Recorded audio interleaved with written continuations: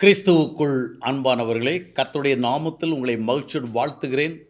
கர்த்தர் உங்களோடு இருப்பாராக, உங்களை ஆசீர்வதிப்பாராக.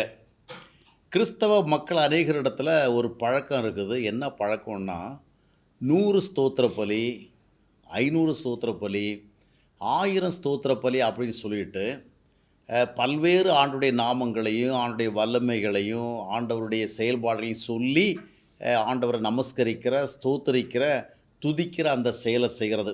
அந்த மாதிரி செஞ்சால் ஆண்டவர் நமக்கு விசேஷமான நன்மைகளை செய்வார், ஆசீர்வாதங்களை தருவார் அப்படிங்கிற ஒரு நம்பிக்கை அநேகரிடத்தில் இருக்குது.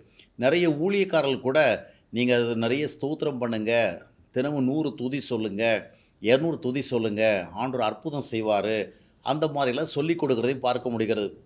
ஆனால் எப்போவுமே நம்ம புதிய ஏற்பாட்டு காலத்தில் வாழ்கிறவங்க, புதிய ஏற்பாட்டு காலத்தில் தேவனுடைய ஆசீர்வாதங்களை பெறுவதற்கு எந்த வழியை ஆண்டவர் நமக்கு காண்பித்திருக்கிறாரோ அந்த வழியை அறிந்து கொண்டு தான் நம்ம ஆசீர்வாதத்தை தேடணும்.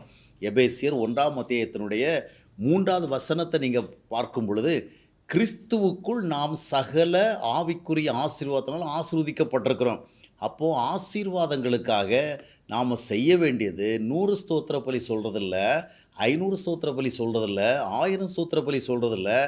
நாம் செய்ய வேண்டியது கர்த்தரோடு நம்மை இணைத்து கொண்டு கர்த்தருக்குள் நமக்காக இருக்கின்ற ஆசீர்வாதங்களை நம்ம சுதந்திரிக்கணும். கிறிஸ்துவோடு இணைந்த ஒரு வாழ்க்கை முறை தான் ஆசீர்வாதங்களை கொண்டு வரும்.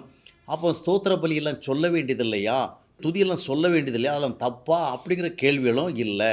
நாம் ஆண்டவரை ஸ்தோத்திரிக்கிறதுக்கு பல்வேறு நாமங்களை உச்சரித்து பல்வேறு வல்லமையான செயல்களை சொல்லி ஆண்டவரை மகிமைப்படுத்துறது ஒன்றும் தவறு கிடையாது. நம்முடைய ஜெப வேலைகளில், நம்முடைய ஆராதனை வேலைகளில் அவைகளெல்லாம் செய்யலாம். ஆனால் இந்த மாதிரி செஞ்சால் ஆண்டவர் நமக்கு நன்மை செய்வார், ஆசீர்வாதம் தருவார் அப்படின்னு நம்பினா அதனுடைய அர்த்தம் என்னென்னு சொன்னால், நாம் 100 அவருடைய பேரை சொல்லி புகழ்ந்தால் உடனே அவர் சந்தோஷப்பட்டு நமக்கு பதிலுக்கு எதாவது செய்வார்.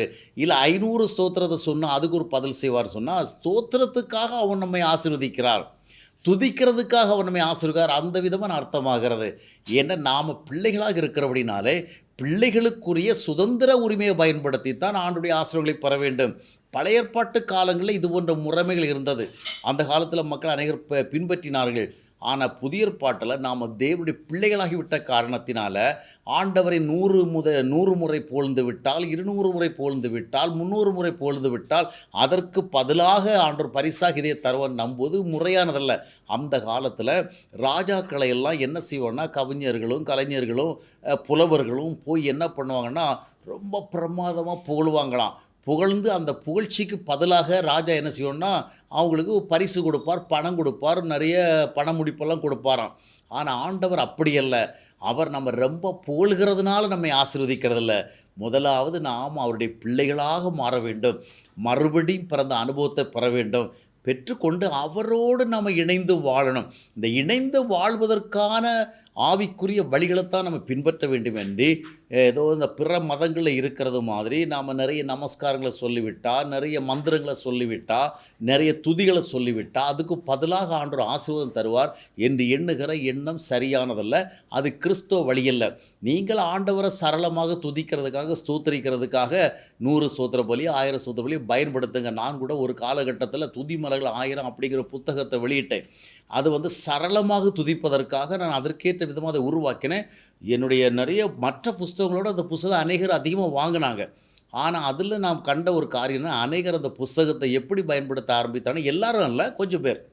அவங்க என்ன பண்ணாங்கன்னா, டெய்லி ஒரு 50 துதியை சொன்னால், 100 துதியை சொன்னால் அதுக்கு ஆண்டவர் ஏதாவது ஒரு ரிவார்டு தருவார், ஒரு நன்மை தருவார், அந்த கோணத்தில் பயன்படுத்த ஆரம்பித்து அது ஒரு மந்திர புக்கு போல் மாறிடுச்சு.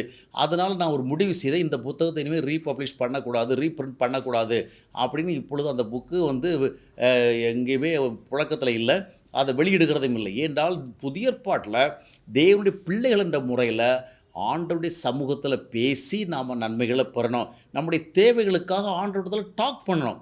நாம் அதை we have to speak out the things, நம்ம பேசணும்.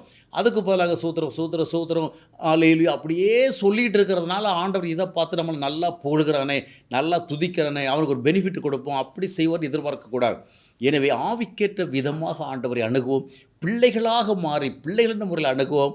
சோத்திரம் சொல்கிறது வேறு சாப்டர், நம்ம துதிக்கலாம், சோத்திரம் தவறு கிடையாது. ஆனால் நன்மைகளை பெறுவதற்கு ஆண்டவரோடு நமக்கு இருக்கிற சுதந்திர உரிமையை நாம் பயன்படுத்தணும். ஆண்டவரிடத்தில் பேசணும், நம்முடைய காரியங்களை சொல்ல வேண்டும். அப்பொழுது பிள்ளைகளுக்கு தகப்பன் உதவி செய்கிறது போல், நன்மை செய்கிறது போல் ஆண்டவர் நமக்கு உதவி செய்வார். அந்த வழியை பின்பற்றும் கர்த்தர் நிச்சயமாக நம்மை ஆசீர்வதிப்பார்.